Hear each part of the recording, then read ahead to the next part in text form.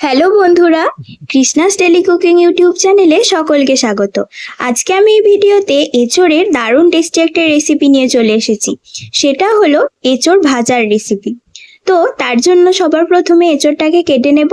এঁচোড়টা কাটার আগে বটিতে আর হাতে ভালোভাবে তেল লাগিয়ে নিলাম। এবার আমি এঁচোড়টাকে কেটে নেব। সবার প্রথমে আমি এঁচোড়টাকে মাঝখান থেকে দুভাগে কেটে নেব। এঁচোড়টা এত বড় ছিল যে আমি সহজে কাটতেই পারছিলাম না। অনেকটা সময় নিয়ে একটু একটু করে কাটতে হচ্ছিল। এই যে এখানে আমার এঁচোড়টা কাটা হয়ে গেছে। আমি এখানে এঁচোড়ের অর্ধেক অংশটাই আজকে রান্না করব। তার জন্য এই অর্ধেক অংশটাকেও আবারও দুভাগে কেটে নিলাম। কেটে নেওয়া অংশটা থেকে আবারও এঁচোড়টাকে ছোট ছোট করে কেটে নিচ্ছি। এঁচোড় যে কোনোভাবে রান্না করে খেতে যতটাই ভালো লাগে, কাটাটা কিন্তু অন্য কোনো সবজির তুলনায় ততটাই কঠিন। অর্ধেক অংশটা থেকে এভাবে কেটে নিলাম। এবার আমি এঁচোড়ের খোসা ছাড়িয়ে নিচ্ছি। এভাবে আগে কেটে নিলে এঁচোড়ের খোসা ছাড়াতে বেশ সুবিধা হয়। তাই জন্যই আমি আগে এভাবে কেটে নিলাম, তারপরে খোসা ছাড়িয়ে নিচ্ছি। ভালোভাবে খোসা ছাড়িয়ে নিয়েছি। এঁচোড়ের এই অংশটা কেটে ফেলে দিয়ে এঁচোড়গুলোকে এভাবে ছোট ছোট করে কেটে নিচ্ছি।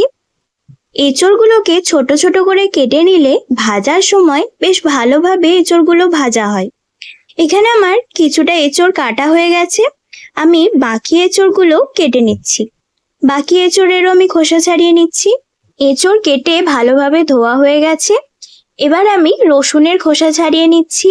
রসুনগুলো আমি কিন্তু এঁচোড়ে বেটে দেওয়ার জন্য ছাড়াচ্ছি না। এই রসুন আমি গোটায় এঁচোড়ে রান্না করার সময় দেব।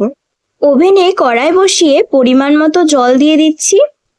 জল ভালোভাবে গরম হয়ে গেলে কেটে রাখা এঁচোড়গুলো আমি দিয়ে দিলাম। পরিমাণ মতো হলুদ দিয়ে দিলাম আর পরিমাণ মতো নুন দিয়ে দিলাম।